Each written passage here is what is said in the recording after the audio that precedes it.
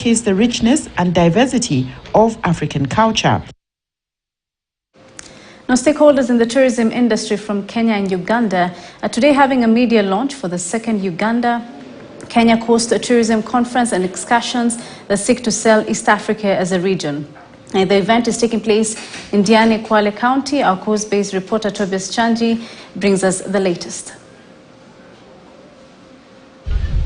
Well, a very good afternoon. We are coming to you live from Diani Beach in Kwale County, where we just witnessed a media launch for the upcoming second conference for Uganda and Kenyan Coast. Remember that this is a partnership that was started last year by the General Consulate, the Ambassador Paul Mkumbia to Kenya, and it seeks, among others, just to promote each other's countries and to also promote East Africa as a region. But I'll be speaking to the people behind this media launch, the ones that have graced today's event, that is Ambassador Paul Mkumbia and also the Deputy Governor for Kwale County, that is Chirema Kombo, to just tell us what does this media launch mean, or rather this partnership between these two countries. Welcome, sir.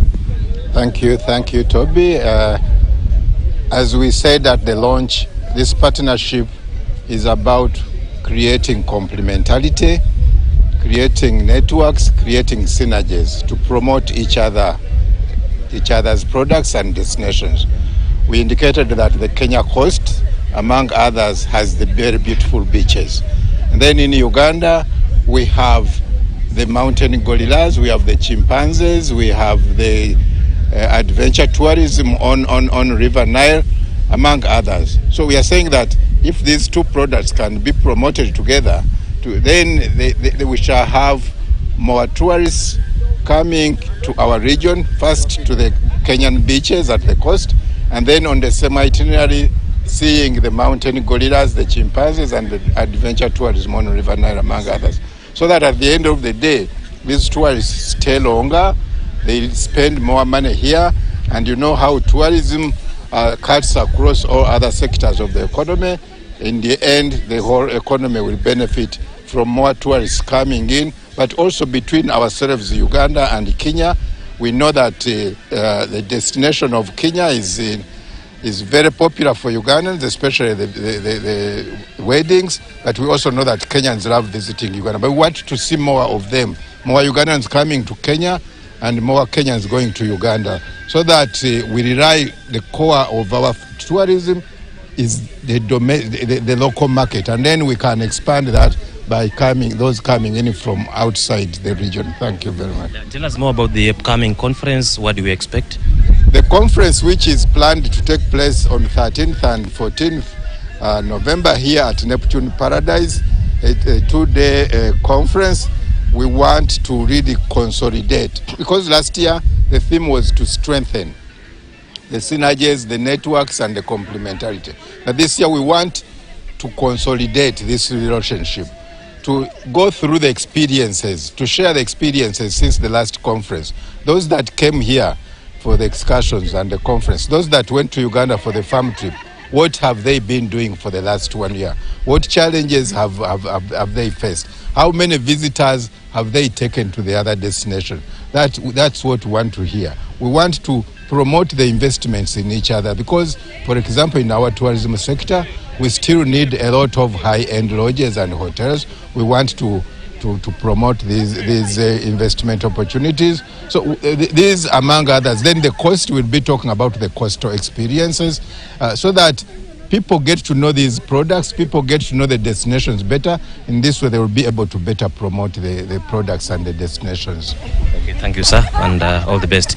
Okay, to you, Deputy Governor, what does this mean to Destination Diani?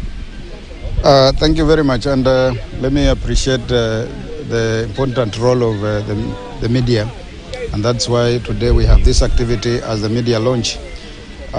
It is an activity that is building towards an initiative that Destination Diani, and in partnership with the ideas by the Consulate Ambassador of Uganda in Mombasa, have come together to be discussing on seeing how we can improve good progress, and this time is economic progress of Diani. We all know that Diani has been voted the best beaches for 5 consecutive years, but that's not enough.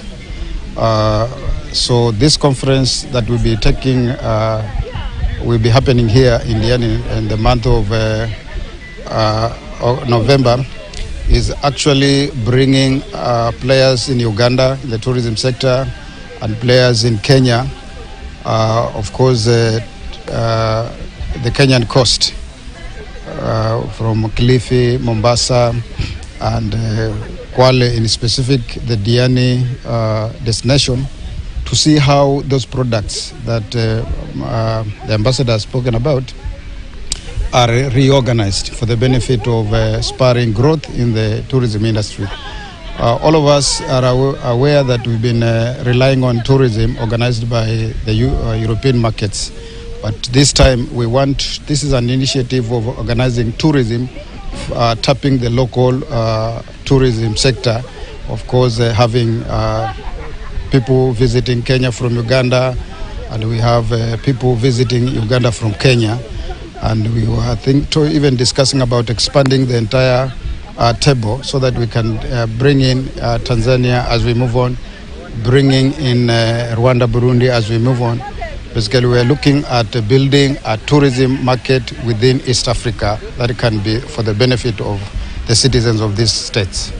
So as a government, maybe a commitment, and I've already said it in the conference, in my speech, that as a county government, this is a step for us we have taken it with a lot of seriousness, of course taking advantage of the performance of our hotels and the tourism players here in Kwale. And that's why I have said it, that we are committed to the tune of investments in lighting the streets.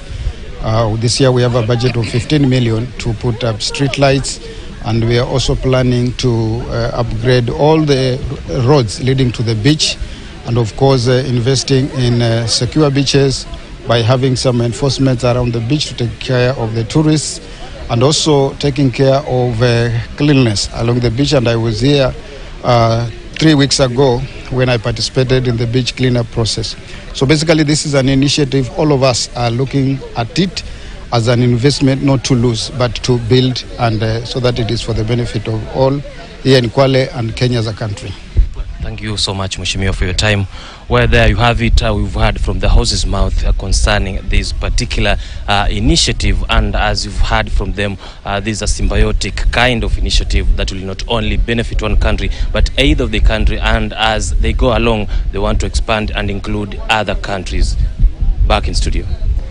Now, China pledged to help South Africa with its crippling energy crisis during the recent BRICS summit in Johannesburg. At the same time, South Africa said it wants to correct